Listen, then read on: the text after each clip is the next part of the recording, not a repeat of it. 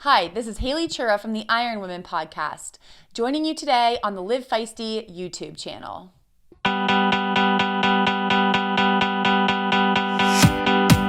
Earlier this week, I talked to Iron Woman, sports dietitian, coach, and author Marni Sumbal. Marni and I had so much to talk about that we split our conversation into two parts. In part one, we talked about what we do before we head to the grocery store and how to maximize our veggie intake. Today, we're focused on how we get our protein when we're making fewer trips to the store, what Marni thinks about microwaved meals, and whether or not we should be changing our eating habits if we're training less. Please enjoy part two of my conversation with Marni Sumbal right now.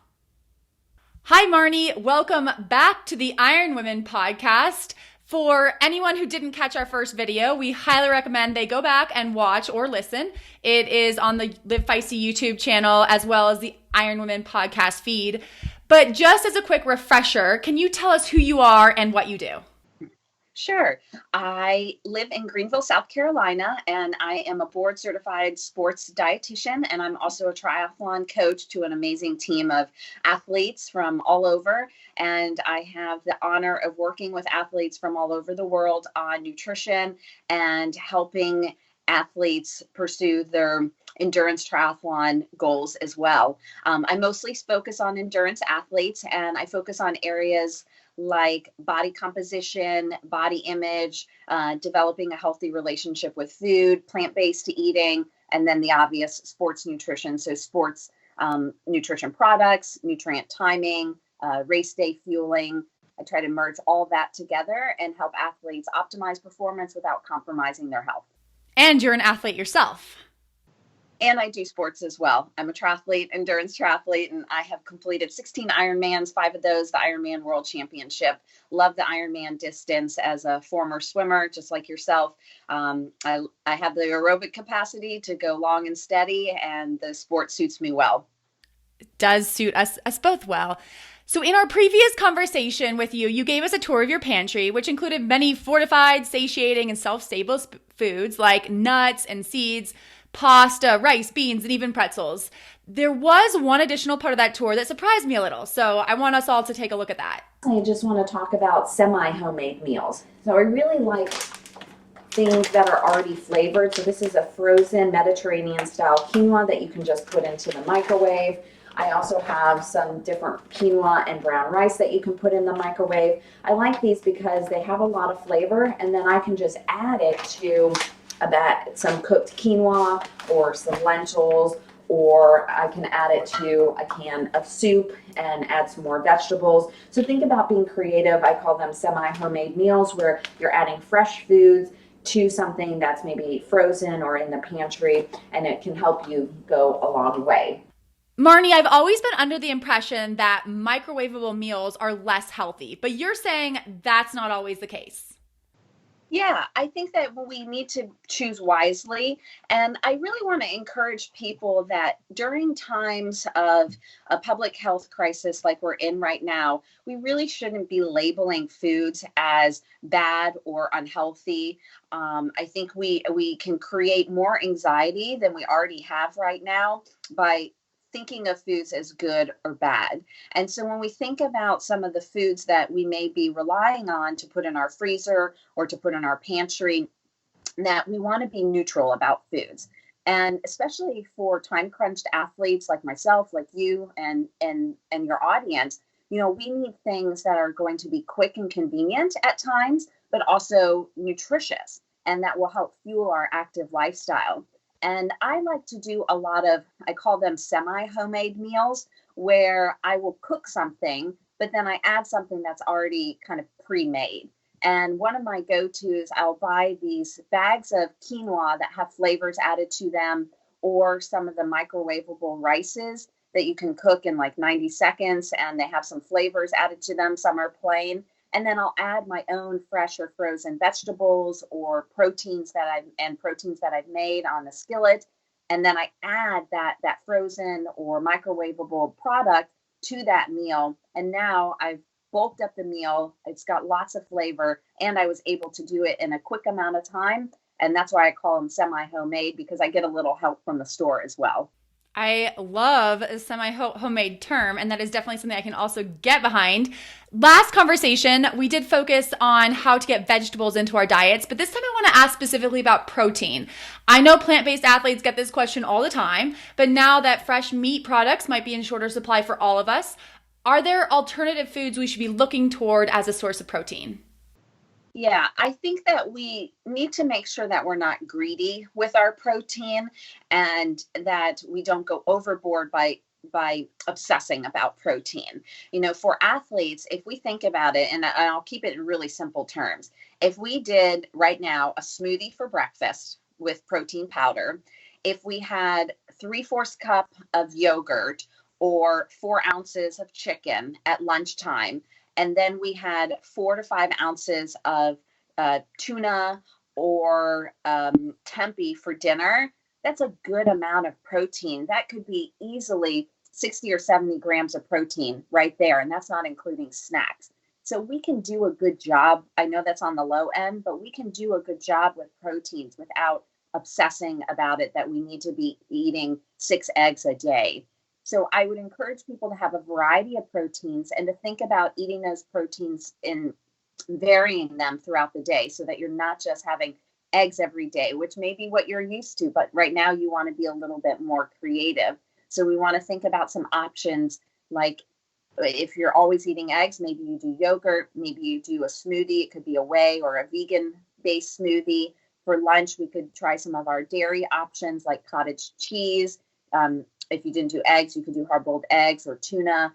For lunch, we can also do chicken and different animal proteins or deli meat. And those things can also be frozen, so you can keep them for a while. And then also our plant-based proteins. So we can do tempeh and tofu. And let's not forget about beans and lentils and edamame. That can be great sources of protein as well. I want to ask about food in relation to training. So many of us have had races postponed or canceled and may have scaled back our usual training for this time of year. Should we be eating less? Yeah, this is a really good question. And I'm so glad that we can talk about it because I feel like right now there's this big boom of people becoming very motivated to exercise and inspire other people to stay active, as we should, right? We want to keep that routine. But I think we also have to think about a segment of the population that may be struggling right now with body image concerns. Oh, I'm worried about gaining weight, or I'm worried about my eating disorder that I was trying to that I've been in recovery from for the past 10 years, because a lot of these things are silent, and now we're asking people to hide themselves inside and not be around other people. And with the anxiety of everything going on, that can be triggering for a lot of people. Their exercise routine isn't the same, the training isn't the same. And I do think that we need to be very compassionate to ourselves during this time and not take it out on our body.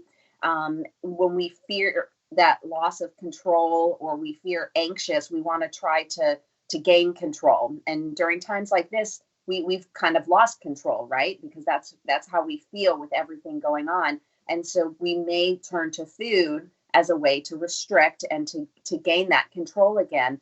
But we don't want to do that because that's also going to compromise our health even further. And so we want to be very compassionate with yourself, be kind to yourself right now. I talked about earlier about labeling foods as good or bad. During times like this, we really want to be neutral. And this can be a really great time to explore your relationship with food, whereas maybe you would never buy microwavable rice or potatoes were off limit. And now you're forced to buy them because you need to have them for you or your family. So maybe we can explore some of those feelings with your relationship with some of those foods that were previously off limit. We also want to think about that you may have more food in the house than you're used to. And that may be triggering to some people who maybe will mindlessly eat or emotionally eat or binge eat. And that can be hard for a lot of people to know that there's all this food. I'm not working as much. I'm stressed. I'm not exercising as much. And now I want to numb those emotions with food. So we want to be very careful of those triggers and make sure we have healthy coping mechanisms to work through them. And then lastly, I encourage athletes to remind themselves that you don't need intense or long workouts to earn your food. You still deserve to eat right now. And hopefully you're still staying active, because I think that's really important. But we want to establish a good routine for yourself right now. It may not look the same as before. It may not be where you want to be right now, but routines are really good, especially for athletes. So we want to think about a good sleep routine, try to eat regularly throughout the day, so not skipping meals, have a plan for yourself through the day. And I think all of this will help athletes not only with maybe some disordered thoughts about food and the body that maybe are occurring during this time, but also it's going to help us stay healthy during this very stressful time. And you touched on this a little bit about stress eating. And so I know that, I can get anxious, and cooking cookies sounds a lot more enjoyable than slow cooking some protein-rich beans. So what can we tell ourselves to help us make good food choices right now? Yeah. I think that we just need to remind ourselves that you still have to take care of your health. And if you have not thought about that mentality before, that may seem very foreign. Perhaps some people just been able to get by with their exercise and training routine and not really had to give much thought to food. And now we have to think about food a little bit more. And maybe on the other end of the spectrum, we have people that maybe are a bit more obsessive about food, a bit more controlling about food, and now don't have that control anymore and have to introduce different foods. I think this is a wonderful time to really explore your relationship with food and to have a plan for yourself as to what you're going to eat for the day. Write it down. What does it look like? Where's that food going to come from? How are you going to prepare those meals?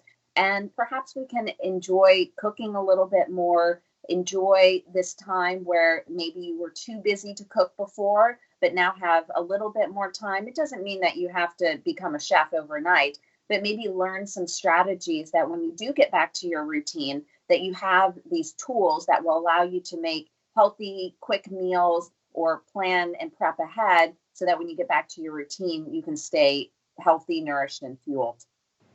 Great advice. Thank you so much, Marni, for coming back on the show. And we appreciate all of your advice. And we will talk to you again soon, I'm sure.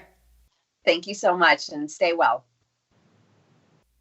Thanks again to Marni for coming on the show, not once, but twice. I appreciated all of her insight, and I have a slow cooker full of beans and lentils hard at work as we speak. Thank you for tuning in, and I hope all of you are still able to do a bit of exercise and eat as healthy as possible wherever in the world you are. I'll talk to you soon.